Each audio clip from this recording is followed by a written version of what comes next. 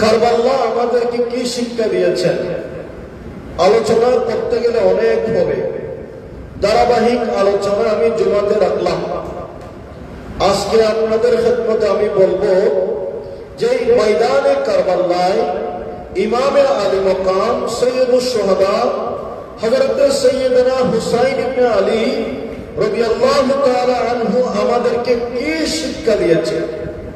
কেন ইমামে আলী মকাম ইমামে হুসাইন রাদিয়াল্লাহু তাআলা আনহু ময়দানে কারবালায় নিজের জানকে কুরবান করেছে, নিজের স্ত্রীকে বিধবা করেছে, নিজের ছেলে সন্তানকে এতিম করেছে, বন্ধু বান্ধব যারা ছিল, সহপাঠীরা যারা ছিল, ইমামে আহলে বা ইমামে হুসাইন রাদিয়াল্লাহু তাআলা আনহুকে যারা মহব্বত করেছে, ৭২ জন মতান্তরে ৮২ জন আওলাদে মুস্তাফা, তারা কেন ময়দানে কারবালায় শহীদ হয়েছে, শাহাদাতের পিয়ালা পান করেছেন?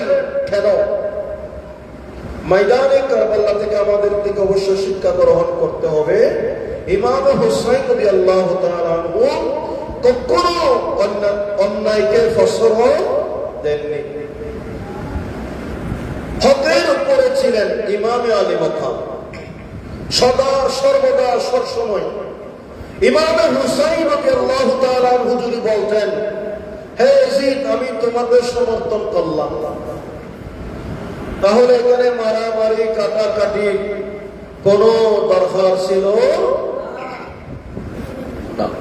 প্রশ্ন আপনাদের খেদমতে, ইমামে আলী মকাম ইমাম হুসাইন রাদিয়াল্লাহু তাআলা আনহু কেন সমর্থন করেননি? কেন করেননি?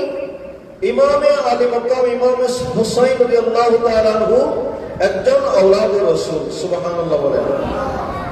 ওনার শিরা শরীরের মধ্যে ইমামে আলী মকাম ইমামে মাওলানা শের হুদা রাদিয়াল্লাহু তাআলা আনহু বেলাট রয়েছে, রক্ত রয়েছে। খাতুনে জান্নাত মা ফাতিমা জাহরা রাদিয়াল্লাহু তাআলা আনহা রক্ত রয়েছে। ওনার বা ইমামে হাসান রাদিয়াল্লাহু তাআলা আনহু, ওনার নানা জান রাহমাতুল লিল আলামিন নবী, এতটুক যোগ্যতা থাকার পরে উনি কেমনে একজন অনুপযুক্ত ব্যক্তির হাতে হাত রেখে বায়াত গ্রহণ করতে পারে? ঠিক কিনা বলেন? সেজন্য ইমাম হুসাইন রাদিয়াল্লাহু তাআলা আনহু বলেন, আমি কখনো অন্যায়কে প্রশ্রয় দেইনি। শুধু তাই নয়, হকের জন্য, ইসলাম এটা হক, এটাকে ইয়াজিদ উল্টে দিয়েছে। ইয়াজিদ ইসলামের উপরে জুলুম করেছে। কোরআন সুন্নাহকে ইয়াজিদ ২ পয়সার মূল্যায়ন করেননি। ইসলামের বাউন্ডারির বাইরে ইয়াজিদ অপকর্ম করেছে।